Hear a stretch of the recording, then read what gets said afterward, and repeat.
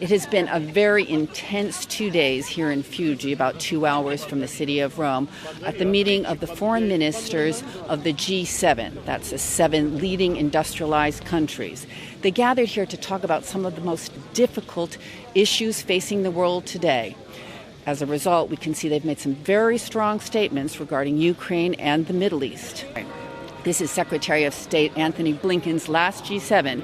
And in the final statement, we saw some very clear endorsements of Biden's policy, including steadfast in its solidarity for Ukraine. And the G7 gave its international support for Ukraine's peace formula. On the Middle East, again, Biden's policies were reinforced by the statement of the G7. They said they're concerned about the escalating violence in the Middle East and endorsed Biden's comprehensive agreement, which would include a ceasefire in Gaza, release of the hostages, and the two-state solution. The leaders urged the Israeli government to facilitate humanitarian aid entering Gaza and oppose the legalization of settlements and the annexation of the West Bank. The leaders did not directly address the question of the arrest warrant from the International Criminal Court for Israeli Prime Minister Benjamin Netanyahu.